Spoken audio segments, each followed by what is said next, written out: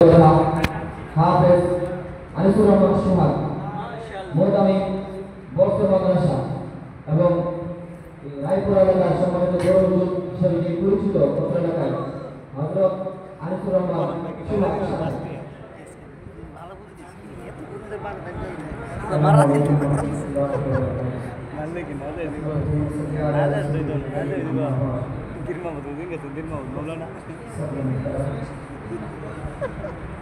আমি যে বিষয়টি আপনাদের সামনে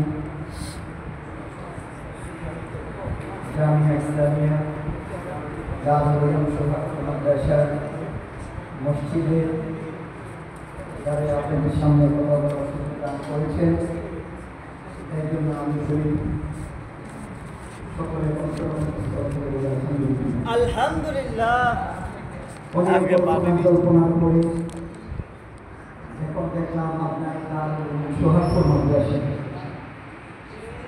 আসলে আমার জানতে ইচ্ছা করছে আপনার দারুল উলুম তাদেরকে দিয়ে বোঝান আপনার দারুল উলুম যদি হই আমার প্রশ্ন সকলের কাছে আপনার দারুল উলুমের মাদ্রাসার যিনি প্রতিষ্ঠাতা ছিলেন যিনি অত্যন্ত পরিশ্রম করে লগ্ন শুরু থেকে নিয়ে 2022 সাল পর্যন্ত যিনি এত কষ্ট করে আজকে এত সুন্দর প্রতিষ্ঠান গড়ে তুলছেন ইনি ছিলেন আলহাজ হাফেজ শাহ চৌধুরী সাহেব।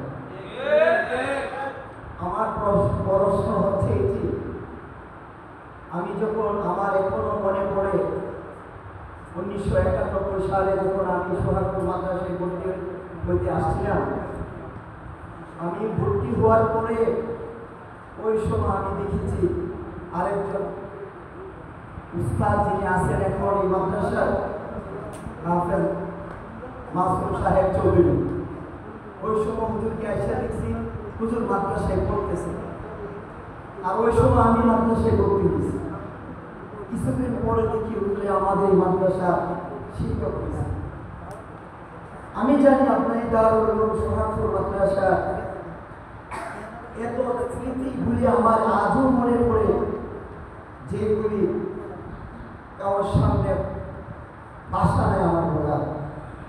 আজকে দুঃখজনক বিষয়, আজকে আপনার দারুল উলুম আমি দেখলাম গত 2 বছর যাবৎ ফেসবুকে তারা অনেক সুন্দর অনেক লেখালেখি করেছে। আপনার দারুল উলুম অনেক সুন্দরভাবে তারা কাজগুলি করেছে। আমি প্রায় সময়গুলি দেখতাম। কেন দেখতাম? আমি দেখতাম আপনার দারুল উলুম তারা যেভাবে বুঝাইতেছে ঘটনা লেখা, আমি এই সভাতে প্রত্যেকগুলি আমি দেখতাম সিরিয়ালগুলির মধ্যে। বেশিরভাগ সিরিয়ালে আমি দেখছি আপনার দারুল উলুম যিনি কিতাবখানার ছাত্রদেরকে আমি দেখেছি। দুঃখজনক বিষয়, আপনার দারুল উলুম যেই মাদ্রাসা প্রতিষ্ঠিত করেছিলেন প্রতিষ্ঠাতা প্রিন্সিপাল আলহাজ হাফেজ শাহ চৌধুরী সাহেবের পরিশ্রমে যেই ছাত্র ভাইয়েরা আমরা ভ্যাকসিনাতে করেছি, আজকে দেখি তাদের নাম, অনেকের নাম আপনার দারুল উলুমেতে নাই। আমি যখন 2013 সালে যখন একটা মাহফিল হয়েছিল, আমি আমার মনে থেকে একটা লিস্ট করার জন্য চাচ্ছিলাম। আমার এই জিনিসগুলি বারবার মনে পড়তো যে ছাত্রদের সকলের লিস্টে মনে পড়তো।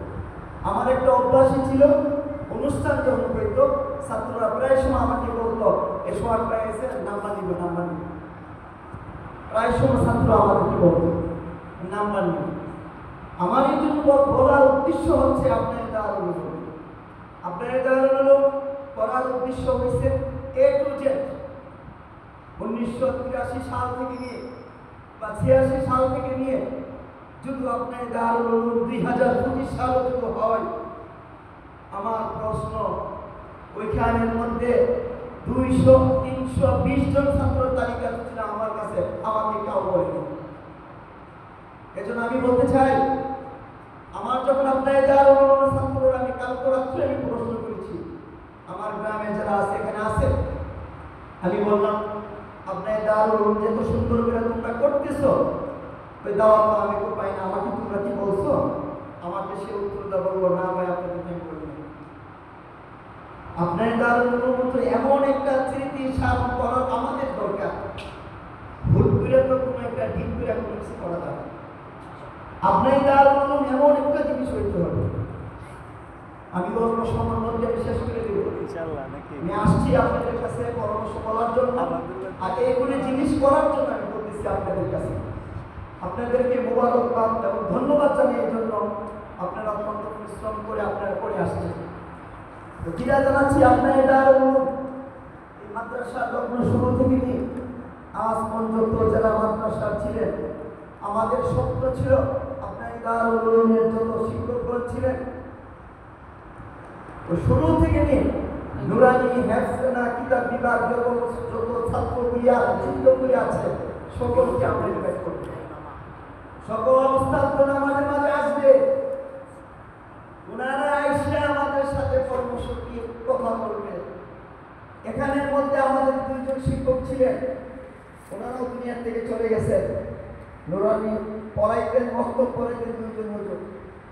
ওদের কথা আমরা স্মরণ করব, ওদেরকে আমরা ক্রেজ দিব এবং সকল শিক্ষকগণ যারা চলে গেছে তাদেরকে আমরা নিয়ে আসবো।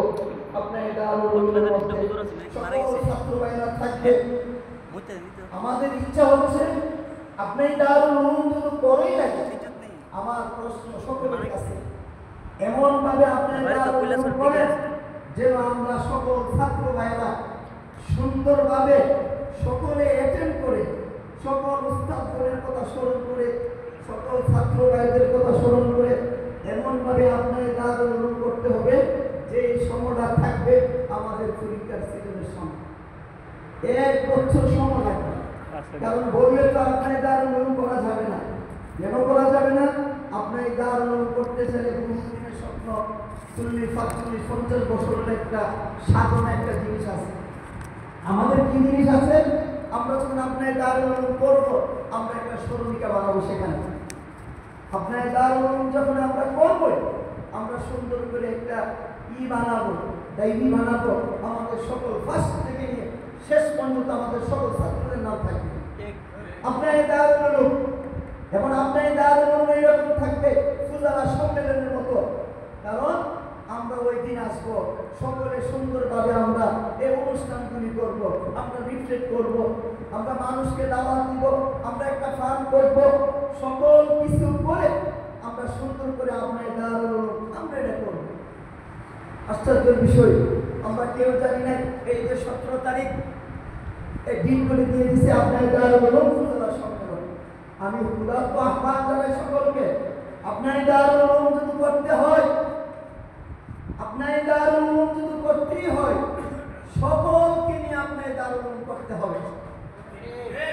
এককভাবে আপনার দারুল উলুম না, সকলের পরামর্শ নিয়ে যেমনি হয় এই দিক নিয়ে সুন্দরভাবে আমাদেরকে করতে হবে এবং এমন একটা সময় দিতে হবে এবং বেশিরভাগ শুক্রবার না, সপ্তাহের মাঝখান দিতে হবে, 1 বছরের সময় দিতে হবে এবং সামনে আরেকটা দিন চালাতে হবে। ওই দিনের মধ্যে আমরা যারা আছি সকলে মিলে সুন্দরভাবে যেভাবে করলে আপনার দারুল উলুম যেমন সুন্দরভাবে সাথে ওঠার জন্য চেষ্টা করতেছি এভাবে আমরা করব।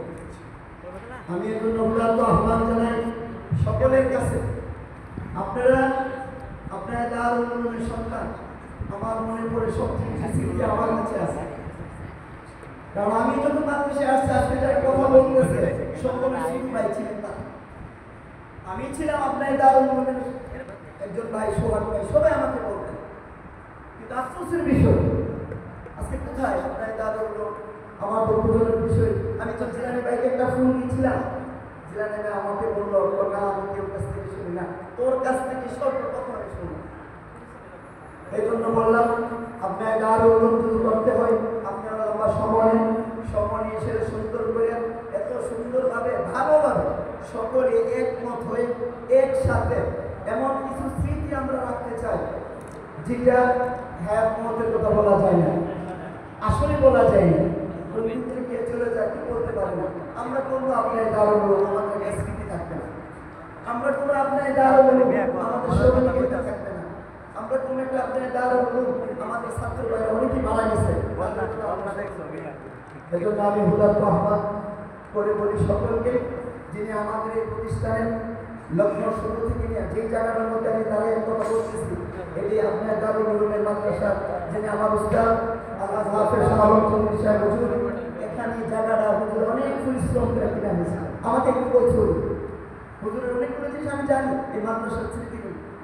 হুজুর যখন হজে গেছে কুতুব শিক্ষার্থী নিয়ে ফুটবিরা বাংলাদেশে এসে গেছে, আসার পরে ফুল দিয়ে ফোনে বলতেছে কি হুজুর বলতেছে পানি তো দেশে করছি, ওই যে আমার মেয়ের বাড়ির বাউন্ডারিটা বাঁধার জন্য আমি আসছি। পরের দিন আমার সকালে অর্থ লেগেছে।